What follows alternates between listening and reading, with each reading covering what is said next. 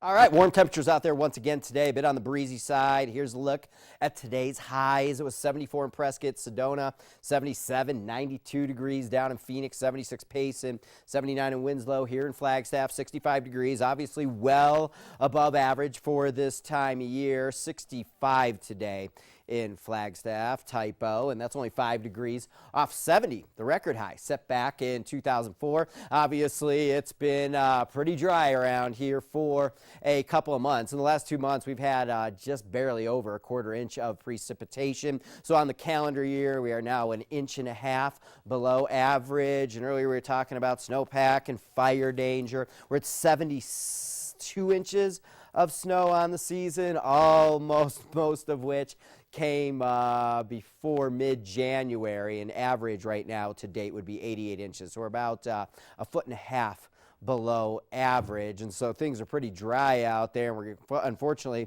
going into a windy situation here as we switch it out to the Pacific satellite. Here we are in Arizona. Here's a spring low pressure system moving into the west coast, and notice here at the southern edge a little bit of cloud cover moving into Arizona, but that's going to just be some kind of high cloud cover moving through the overnight. It's not going to link up with the main cold core and the main area of low pressure, which swings through to our north through the day tomorrow. The cold front still way back here.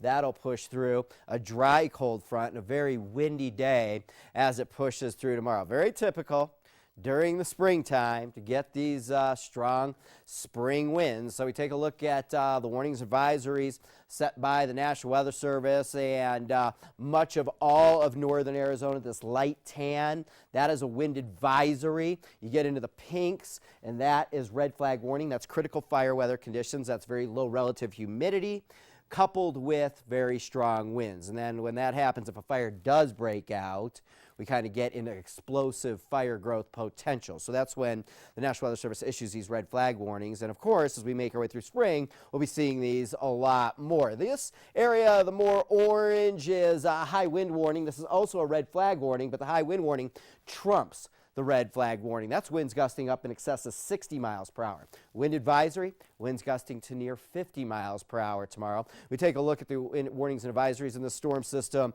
Kind of going to be dangerous for much of the southwest as red flag warnings through New Mexico and into Texas. Notice the purples, snow for the Wasatch, snow for the western slope, and this will also be snow for the Rockies all the way up as the storm system moves through tomorrow night. Storm track just wants to come in and then dump into the Intermountain West, but we just remain south of it. Behind the storm system, strong high pressure builds in once again. All right, taking a look up at the current webcam at Snowbowl. There's still plenty of snow up there, surprisingly. You don't really notice if you're down here in town because we're looking at the south face, but as you look up there into the bowl, it's still pretty good conditions, a little bit bony.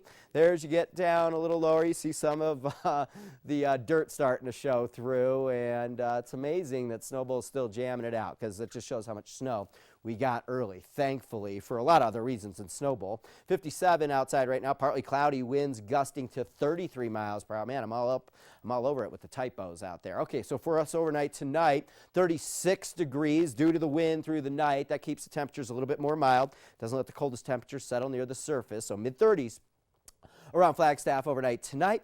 53 degrees tomorrow, that very windy day for us. We're in a wind advisory in Flagstaff, winds gusting near 45 miles per hour. Much cooler as well, with temperatures down around 10, 15 degrees across the state as this cold front moves through tomorrow. All right, so 68 in Sedona, 63 Prescott, 63 Payson, Winslow 72, Tuba City 67. Out here in the Little Colorado River Valley, you can also expect some areas of blowing dust and reduced visibilities due to that. And behind the front on Wednesday, we're behind the winds, but still a little bit cool on Wednesday. A warming trend going through the week, and then there's another dry cold front, probably a breezy to windy day out there on Saturday, and a little bit cooler as well.